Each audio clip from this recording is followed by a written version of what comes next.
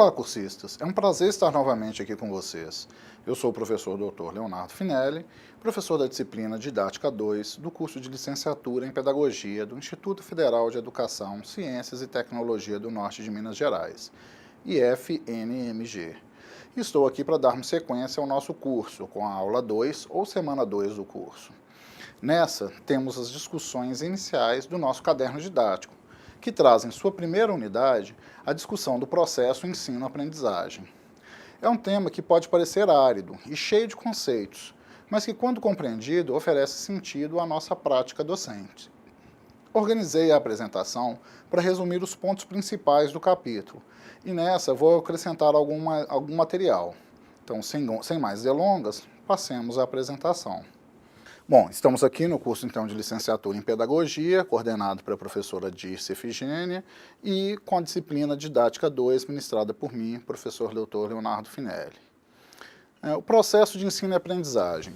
Então, o que é ensinar e aprender? Há várias respostas para essa questão, ideias de diferentes correntes teóricas. Então, nós temos uma diversidade de informações das contribuições da psicologia, nós temos todo o modelo cognitivista proposto por Piaget, nós temos diversas contribuições políticas e interações com o contexto sócio-histórico, todos esses como elementos que influenciam sobremaneira o processo ensino-aprendizagem. Quanto à educação, a gente vislumbra diversos problemas. Por exemplo, uma grande ênfase dada à memorização. Também há uma discussão sobre a pouca preocupação com o desenvolvimento de habilidades para reflexão crítica, pouca autocrítica nos conhecimentos que se aprende, ações que são muito centradas nos professores que determinam o que aprender e como deve ser aprendido, assim como a separação entre educação e instrução. Eu sugiro que vocês retomem o material de Didática 1, em especial a unidade 2, que discute as tendências pedagógicas implantadas na educação escolar brasileira, propostas de ensino-aprendizagem. Nessa, vocês devem vislumbrar que existem diversas tendências pedagógicas e que cada uma delas visa um determinado fim. E a partir desse determinado fim, ela organiza a forma de apresentar o material, de discutir o material, de formar um aluno mais ou menos crítico, conforme esses problemas que nós vislumbramos acima. Vemos que o caminho para uma integração do cognitivo e do afetivo com o instrutivo e do educativo demanda uma interação dialética. Então, essa interação dialética, como elenca e a figura abaixo, se dá pela relação entre o instrutivo e o educativo, primordialmente. E isso depende necessariamente da tendência pedagógica que você, enquanto professor, vai adotar, seja ela de forma consciente, elaborada, pensada, refletida, ou inconsciente, quando você simplesmente reproduz um processo educacional. Então, a atuação dialética pode ser concebida como ações recíprocas de dois ou mais elementos em movimento que provocam as transformações. O elemento instrutivo, que refere-se à transmissão das informações com o objetivo de ajudar o sujeito a enfrentar os problemas, e o elemento educativo, que se refere à formação de valores e sentimentos que identificam o ser humano como um ser social e tem, por fim, a formação multilateral. Vejam que nós estamos falando de dois elementos, como propostos na figura anterior, distintos, mas que se complementam, e que ambos são importantes no processo educacional. Não dá para se pensar numa educação que seja meramente humanista e que perca a dimensão instrutiva, meramente humanista e completamente afetiva e que perca a dimensão instrutiva, ou o oposto, uma dimensão meramente instrutiva que perca a dimensão de que ali você está instruindo um ser humano que tem afetos, sentimentos, que está num contexto social. Então, o processo de ensino-aprendizagem tem uma estrutura e um funcionamento que é necessariamente sistêmico. Todos os elementos do processo se entremeiam entre si. Então, não dá para pensar numa sala de aula descontextualizada ou apolítica. Você tem um professor com uma dada formação, com um dado objetivo, que responde a uma organização institucional, né, a um corpo docente, a um colegiado, a uma direção pedagógica, que lida com alunos também com demandas específicas, que são de comunidades específicas, de realidades socio-histórico-culturais muito particulares e que devem ser compreendidas por esse professor no momento de apresentar seu conteúdo. Então, a educação deve ser concebida como um dos meios para a emancipação dos indivíduos e das nações. Assim, as influências socio, político e econômicas exercem a sua ação, inclusive nos pequenos atos que ocorrem na sala de aula, ainda que esses não sejam conscientes. Pensem nesse projeto de desenvolvimento de um país que passa necessariamente por um processo educacional ou por um processo de formação educacional e que, quando ele não é devidamente pensado, quando ele não é devidamente refletido pelo professor, ele se torna um mero reprodutor de informações e, consequentemente, privilegia um sistema dessa reprodução, né? Privilegia o sistema hegemônico corrente. Todo ato educativo obedece a determinados fins e propósitos de desenvolvimento social e econômico e, em consequência, responde a determinados interesses sociais. Sustenta-se em uma filosofia da educação, adere a concepções epistemológicas específicas, leva em conta os interesses institucionais e depende, em grande parte, das características, interesses e possibilidades dos sujeitos participantes, alunos, professores, comunidades escolares e demais componentes do grupo. Então, eu destaco com muita ênfase há uma intencionalidade no ato educativo e, sendo assim, não se pode dividir em modelos prontos ou separar os componentes do processo.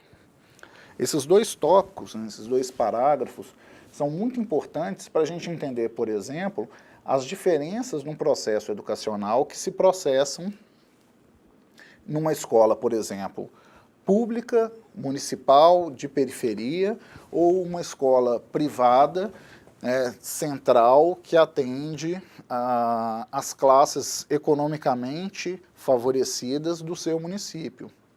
As duas escolas, elas devem pensar um processo educacional voltados, por exemplo, para o atendimento de uma mesma matriz curricular, um mesmo conjunto de conteúdos.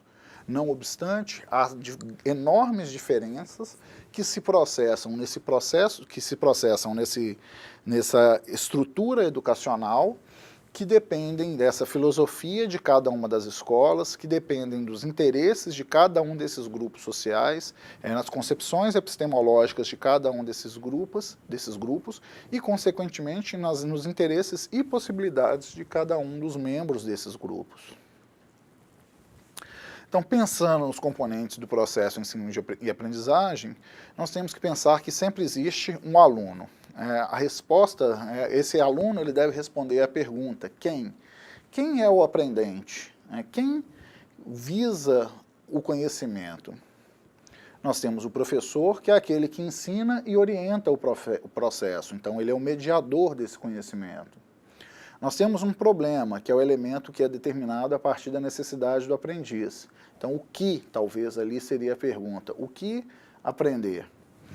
O objetivo, que deve responder a pergunta, para que ensinar? Qual que é o propósito do aluno estar ali? Qual que é o propósito do professor estar ali? O conteúdo especificamente, aí sim, o que aprender, quais as informações são mais ou menos importantes. Porque se no passado a gente vinha para a universidade para acessar a informação que não era disponível, a gente procurava a escola para ter acesso à informação, o que era de difícil acesso, hoje qualquer pessoa tem acesso à informação em casa, utilizando um computador, um notebook ou até mesmo um celular. Um acesso à internet nos possibilita todas essas informações e textos dos mais variadas ordens, alguns muito bons, muito eficientes, outros já não tão bons assim. Então agora a gente tem que pensar mais nesse elemento do que aprender, e não por que aprender, ou como aprender, ou quanto aprender. Então o que aprender no sentido de que quais as informações são mais essenciais e quais são apenas gordura ali naquele conjunto de informações. Nós temos que pensar nos métodos, né, e aí responder a como desenvolver esse processo.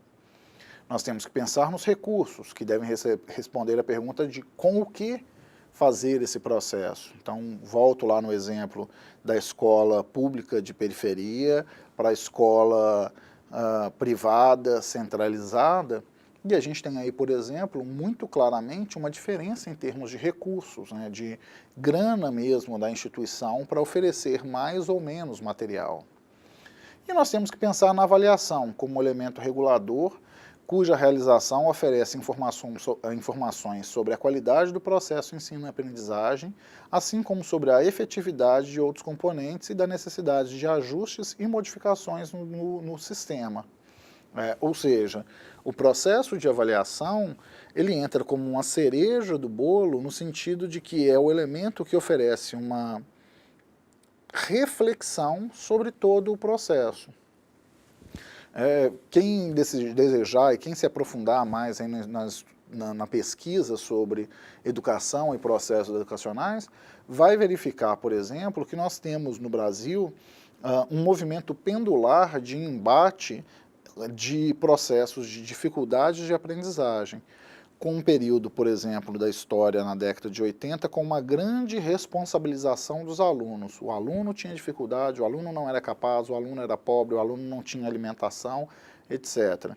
E que começa a se modificar nos anos 2000 em diante para a responsabilização do professor.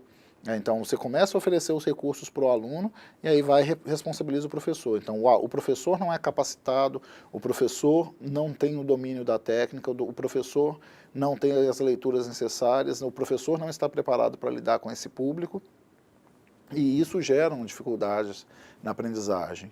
E vocês vão se inserir nesse momento, né, já passados aí mais 20 anos, que é possível que vislumbrem outra transição. Onde está o processo, as dificuldades do processo de aprendizagem?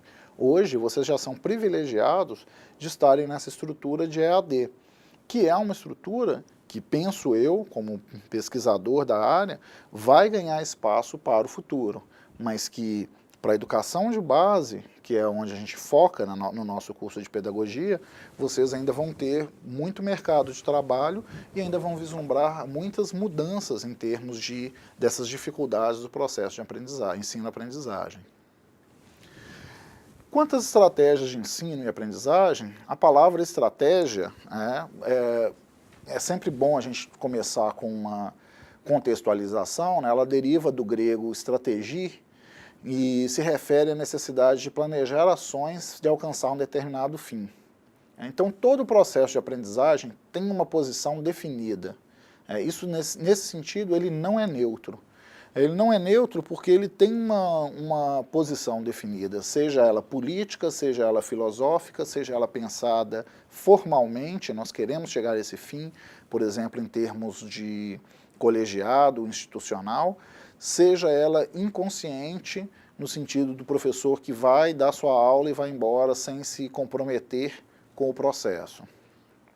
Então, a competência técnica e a competência política, elas não se excluem, já que a prática pedagógica, exatamente por ser política, exige a competência técnica.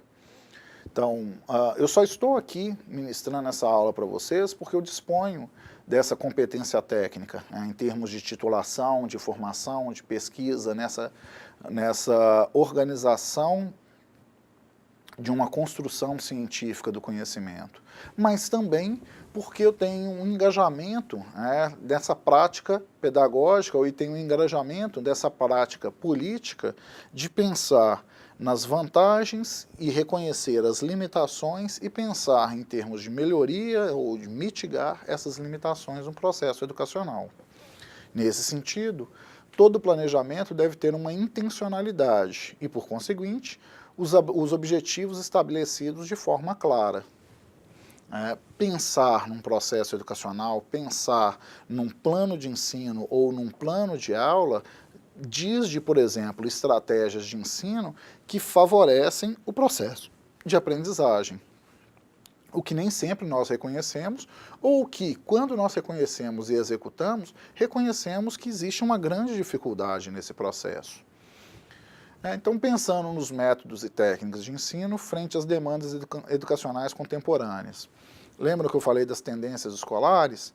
Eu vou discutir um pouquinho de 3 delas aqui. Nós podemos falar da escola tradicional, onde a transmissão do conhecimento deve ser rigorosamente lógica, sistematizada. Dessa forma, a educação ela é centrada no professor que utiliza do método expositivo. Nós temos, por exemplo, uma perspectiva filosófica da escola nova, que valoriza a experiência vivenciada pelo aluno, levando em conta as diferenças de cada aluno. E aí tem um enfoque que é mais psicológico. O processo educacional agora ele deixa o professor e passa a ser centrado no aluno. E os métodos de observação experimental, de elaboração de projetos, de centros de interesse, entre outros, valorizam seu caráter globalizador e definidor da orientação do processo de ensino. Nós temos ainda, apesar de falar que classicamente ou historicamente ela já entrou em desuso, a escola tecnicista.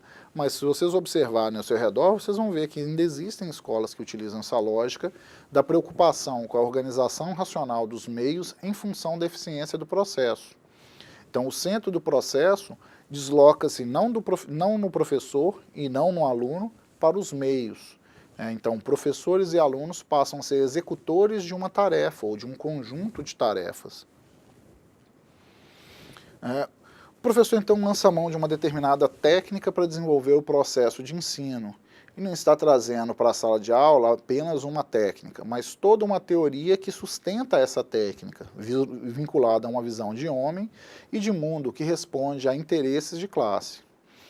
Por exemplo, ao se utilizar uma aula expositiva, eu estou partindo do pressuposto de que o aluno não sabe. Olha só, vejam esse formato, a gente tem toda a tecnologia, todo um aparato tecnológico, todo um aparato científico para elaborar e discutir a perspectiva da educação à distância, do momento virtual, do aprendizado assíncrono, da noção de aprender a aprender, mas essa aula segue exatamente esse pressuposto de que o aluno não sabe e eu faço uma exposição do conteúdo. Se utilizar só o centro de interesse, aí eu parto do objetivo do centro de interesse de cada aluno, a gente parte do pressuposto de que o aluno traz um determinado saber. Mas pensando nessa perspectiva, e aí nesse formato e justificando essa aula, eu estou lidando, como eu expus na aula anterior, com 160 alunos de realidades muito distintas, de pelo menos 4 polos diferentes, e que, com certeza absoluta, todos vocês carregam consigo um conjunto de saberes. A minha dificuldade em função desse formato assíncrono é conhecer esses saberes prévios de cada um de vocês para utilizar, por exemplo, uma metodologia centrada no interesse de vocês. E aí, nesse sentido, eu favoreço essa exposição, esse formato de aula expositiva, em função de uma organização de conteúdo e de uma organização didática, olha só, uma aula de didática, uma meta-análise, de uma proposta de conhecimento. Isso significa que uma técnica isolada não diz nada, ela só adquire significado dentro das relações que estabelece no corpo da teoria a qual ela está vinculada. Então, nesse sentido, eu expliquei um pouquinho desse formato que eu estou utilizando com vocês e que tal formato atende a essa demanda nesse momento para esse curso, mas pode não ser a melhor, por exemplo, se eu estiver lidando com uma turma de crianças pequenas, no ensino infantil, em que essas crianças detêm muito menos experiências e, consequentemente, muito menos saber. Ou se eu já estou lidando ali com séries finais do ensino fundamental, eu posso assumir, trabalhando com meus alunos, conhecendo, fazendo uma realidade diagnóstica, conhecendo a realidade de cada um e assumir esses saberes para trabalhar, por exemplo, com um foco do centro de interesse. Então, quando eu penso na seleção ou no planejamento de uma técnica, eu tenho que escolher um método ou uma técnica de ensino baseado num conjunto de características. Eu tenho que pensar nos objetivos dessa minha aula, eu tenho que conhecer a natureza do conteúdo, ou o assunto que eu quero discutir, ou o tipo de aprendizagem que eu quero favorecer. Eu tenho que considerar o tempo disponível, né? Eu não posso pensar, por exemplo, numa aula expositiva extremamente longa para esse formato de EAD, porque ficaria um stream, né, um vídeo extremamente cansativo. Eu tenho que pensar nas condições físicas de quem está assistindo esse material, né, da sala de aula em que o aluno está acessando a aula, nas experiências didáticas do orientador. Então, na minha experiência enquanto professor para trazer esses conhecimentos, né, nas minhas vivências para trazer esses conhecimentos e discutir exemplos, e no nível de desenvolvimento de cada um de vocês, entendendo que eu tenho alunos distintos, de realidades distintas, alguns mais experientes, alguns inclusive fazendo uma segunda formação, e que buscam uma complementação, um novo aprendizado, e outros que ainda estão bastante jovens, iniciando uma carreira e descobrindo aos poucos esse processo, né, ou se encantando, como eu fiz, aos poucos esse processo educacional.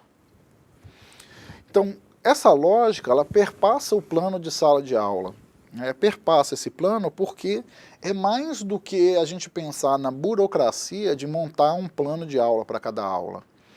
Educador e educando aprendem juntos numa relação que é dinâmica. Então, a prática, ela tem que necessariamente ser orientada pela teoria e reorienta essa teoria num processo de constante aperfeiçoamento. Mesmo que eu ministre um dado conteúdo, como essa aula, para uma outra turma, num outro curso, por mais que eu replique o mesmo material, as discussões serão outras, as considerações no fórum serão outras, as elaborações de cada um de vocês, ou de cada aluno que acessar a essa aula, serão as mais variadas, promovendo uma reorientação dessa teoria e uma discussão que é peculiar a cada grupo.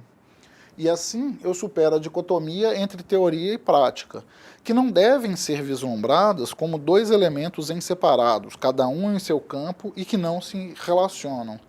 Teoria e prática, principalmente no campo educacional, estão muito juntos na medida em que vocês, futuros professores, estarão em sala executando a prática, mas ao mesmo tempo reorganizando, reconstruindo uma teoria.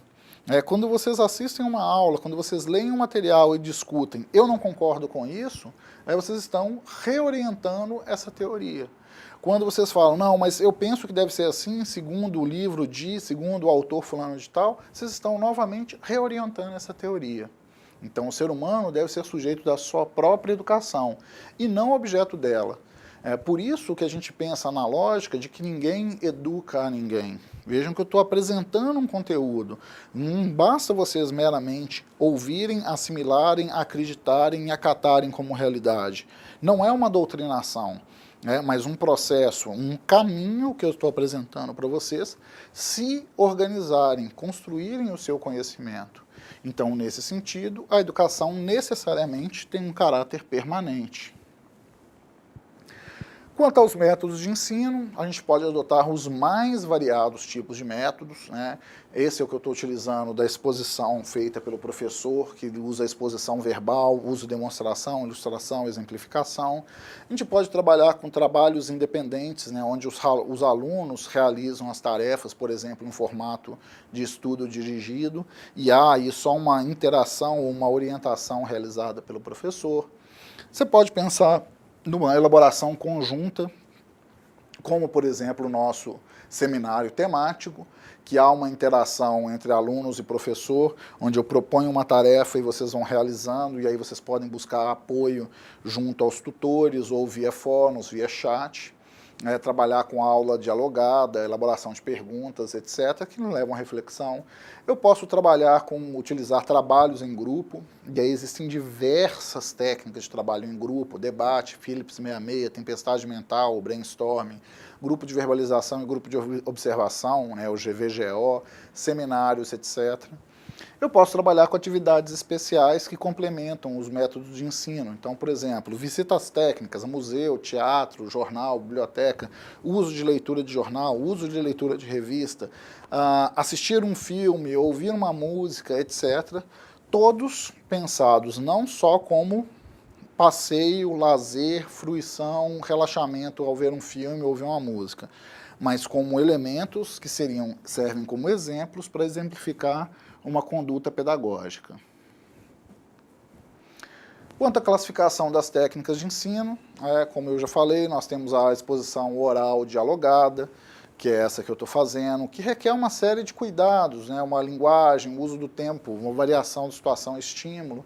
Eu posso utilizar o GVGO, que vai organizar um grupo de verbalização e um grupo de observação, e depois esses grupos se invertem. Aí o grupo de observação vai fazer agora a verbalização, discutindo o que eles entenderam, que é um pouco da lógica que eu estou utilizando com vocês no seminário, onde um grupo apresenta e os outros 5 grupos depois vão refletir sobre esse trabalho. Só não tem o formato de GVGO, que é onde são os 2 grupos, e eu estou trabalhando uma reestruturação do GVGO para uma lógica de 6 grupos.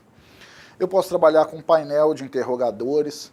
Então, todas essas técnicas, estudo dirigido, júri simulado, painel integrado, cada uma delas tem um objetivo, tem uma finalidade, tem uma metodologia, tem uma estrutura para a sua construção e vão ser mais ou menos adequadas para os mais diversos fins, para as mais diversas organizações, para os mais diversos conteúdos que vocês estiverem propondo a trabalhar com suas turmas.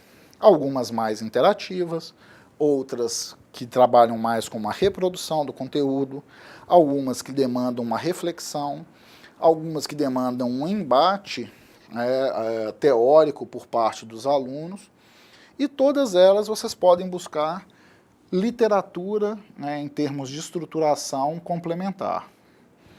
Entrevistas, mesas redondas, enfim, todas têm as suas particularidades em termos de conteúdo que vocês podem organizar com esses alunos. Quanto aos recursos didáticos, eles servem como meios auxiliares para o trabalho do professor. Então, o que você vai utilizar? Qual recurso que você vai utilizar? Qual canal para a transmissão das mensagens que você pretende utilizar? Então, os recursos didáticos têm os seguintes objetivos no seu processo de ensino-aprendizagem: adequar-se aos objetivos, conteúdos, grau de desenvolvimento dos alunos e aos seus interesses e necessidades. Então, não adianta eu pensar, por exemplo, num dado recurso didático que é inviável para a utilização, que propõe uma técnica que é inadequada para um determinado conjunto de alunos. Por exemplo, o nosso seminário temático, eu estou propondo a leitura de textos, uma organização, eu direcionei o que eu espero numa produção dissertativa sobre esses textos, assim como eu espero uma apresentação, seja PowerPoint, Prezi, a ser realizada no polo, no dia do encontro presencial. Isso funciona para vocês, universitários, que estão já com uma fase de desenvolvimento mais avançada. Eu poderia trabalhar isso também com alunos de ensino médio. Eu acho que seria até viável a gente pensar isso, por exemplo, nas séries finais dos anos da educação fundamental, porque os alunos já têm alguma capacidade de movimentação, de deslocamento, de autonomia. Mas não dá para mim pensar isso, por exemplo, para um grupo de crianças nas séries iniciais, um processo de alfabetização. Eles não dominam as capacidades, eles não dominam as competências, eles não conseguem nem sequer deslocar-se para o polo de maneira independente. Os recursos didáticos também devem adaptar-se à função que se quer desenvolver. Então, qual o domínio cognitivo do grupo? Qual o domínio afetivo? Qual a capacidade psicomotora desse grupo? Então, para cada atividade, para cada série, para cada ano, para cada turma, eu tenho atividades específicas a serem pensadas. E o mais importante, os recursos didáticos devem despertar interesse e curiosidade para o grupo que está realizando. Então, por exemplo, eu recomendo que vocês vejam um material complementar nos recursos de ensino e aprendizagem, que está disponível também na nossa biblioteca. Então, lá está apresentado, serve como material didático para vocês acompanharem, apresenta uma série de fontes de recursos didáticos e como eles podem ser utilizados. Okay? Deem uma olhada nesse material, não é material foco da nossa disciplina, não é conteúdo que vai cair diretamente na nossa prova, mas fiquem com esse material, guardem-no, para servir para vocês como fonte de consulta no futuro, quando vocês estiverem exercendo as atividades de prática de docência, nos estágios e na sua atividade profissional. Então, quando a gente pensa nos recursos de ensino-aprendizagem, o objetivo final é promover a aprendizagem. Edgar Dale propõe uma pirâmide de organização com conteúdos mais concretos que vão avançar para o conteúdo mais abstrato. Então, a experiência direta, colocar o aluno na prática para realizar, é o que há de mais concreto na realização da tarefa. Eles vão ter acertos, eles vão ter erros, e esses erros, por exemplo, Piaget considera que promovem muito mais aprendizado do que os acertos. Depois ele fala do nível da dramatização, então, apesar de não ser a situação concreta, os alunos dramatizam, vivenciam uma experiência ou uma experiência simulada. Posso trabalhar com a demonstração, então eu já diminuí o volume de recursos, diminuir, por exemplo, o material para me utilizar no laboratório, mas faço uma apresentação para o aluno. Posso fazer uma excursão, posso trabalhar com exposição, vídeos, discos, radiografia ou fotos, até avançar para os níveis mais abstratos, que é o símbolo visual, desenhar, escrever no quadro, como está acontecendo agora nessa aula, e avançar para o símbolo verbal. De novo, esse modelo funciona para vocês, jovens adultos, no ensino superior. E quando vocês estiverem trabalhando com as suas crianças lá no ensino fundamental, ou seus alunos das séries iniciais. Então, a utilização desses recursos exige a adoção de alguns critérios. Qual que é o objetivo e qual o conteúdo e o grau de desenvolvimento dos seus alunos para você utilizar o seu recurso? Quanto que esse recurso se adequa à função de desenvolver cada uma das competências do aluno? Ele é mais de fácil manejo, de baixo custo, ou mais caro, de mais difícil manejo? Qual a qualidade e exatidão das informações que se propõe a utilizar com esse recurso didático? Quão mais atrativo e desperta interesse ele é do que outros recursos? É importante a gente pensar que num processo educacional, a gente vai ter alunos diferentes, com os mais diferentes interesses e níveis de aprendizado. Então, a gente também deve variar em termos dos usos dos recursos para que a gente consiga acessar o máximo das competências desse grupo diversificado. Então, o conhecimento não procede apenas da experiência única dos objetos e nem de uma programação inata do sujeito. Ele resulta tanto da relação recíproca do sujeito com o seu meio, quanto das articulações e desarticulações do sujeito com o seu objeto. Ou seja, não dá para pensar que existe uma via única de aprendizado, mas sim que existem diversas vias que elas devem ser acessadas e nem todas vão ser exitosas. Mas, como eu disse, citei anteriormente Piaget, aprende-se também com o erro. E avançando então para a avaliação do processo de ensino-aprendizagem, existem duas grandes abordagens na avaliação escolar. A primeira insiste em definir sucesso ou fracasso do aluno no processo de ensino-aprendizagem, e a segunda que considera a avaliação sobre todo o processo de ensino-aprendizagem. Então, a primeira considera esse elemento que nós temos e que é discutido, da reprovação ou do fracasso escolar, e a segunda que pensa mais num processo de aprendizagem geral e não foca só no professor, no aluno, no material como elemento do fracasso. Então, a educação formal, predominantemente nas nossas escolas, tem sido baseada na transmissão de conhecimentos historicamente acumulados. Lembram que eu falei mais cedo? A gente vinha para a escola para acessar a informação. Hoje a informação está aí disponível. Então agora a gente tem que aprender a selecionar a informação. Então, se a gente está trabalhando na educação com conhecimentos acumulados, a gente está falando de um adestramento em técnicas e habilidades que privilegia necessariamente o primeiro tipo de avaliação, sucesso ou fracasso. O aluno dá ou não dá conta, é ou não competente para uma dada atividade. Adotar uma nova postura educacional ou um novo paradigma de educação tem substituído esse modelo com uma nova relação obsoleta de causa e efeito para um modelo que enfatiza o exercício de uma investigação e construção do conhecimento. Então, se a gente quer avançar para o segundo modelo, a gente tem que pensar em novas formas educacionais. O problema está na relação descontextualizada dos conteúdos escolares que devem ser assimilados e admitidos como prontos e acabados, deixando de possuir a dimensão de um produto histórico e social. Então, a educação ela é histórica e social, não dá para pensar ela descontextualizada. O livro-texto que seu pai ou sua mãe usou no passado, por exemplo, de um dado conteúdo, digamos, física, mantém as mesmas fórmulas para hoje, mas a maneira de acessar essas fórmulas, de explicar essas fórmulas, de trabalhar com exemplos dessas fórmulas, modificou-se. A aprendizagem é a aquisição de capacidades de explicar, de aprender e compreender, de enfrentar criticamente situações novas. Não é o mero domínio de técnicas, habilidades, e muito menos de memorização de algumas explicações. O grande erro das nossas escolas, então, tem sido o de avaliar habilidades cognitivas fora do seu contexto cultural. Pensar que o aluno tem que decorar uma tabuada é entender que a gente está descontextualizando a realidade do aluno.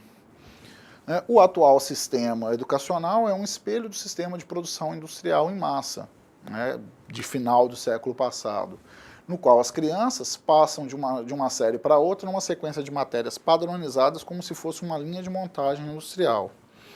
Quando a gente vê, na virada do século, a mudança, por exemplo, da educação com a lógica de seriação por uma lógica de educação sequencial, de estudo sequencial, de a progressão continuada, a gente começa a modificar essa lógica de montagem de produção, da linha de produção, para pensar que cada aluno tem potenciais e limitações. E que se ele apresenta uma limitação, a gente pode retrabalhar isso em um outro contexto, exacerbando o seu potencial em detrimento da sua limitação. Ao passo que até o final do século passado, o aluno que apresentava uma limitação de qualquer ordem tinha que repetir todo o processo, por exemplo, repetir a série, para poder ter a progressão. Então, a segunda abordagem da avaliação escolar considera que a avaliação incide sobre todo o processo de ensino e aprendizagem. Nesse sentido, ela se apoia na necessidade de estabelecer vínculo significativo entre as experiências de vida dos alunos, os conteúdos oferecidos pelas escolas e as exigências da sociedade, de modo a estabelecer também relações necessárias para a compreensão da realidade social em que vive e para a mobilização em direção a novas aprendizagens com sentido concreto para esse aluno.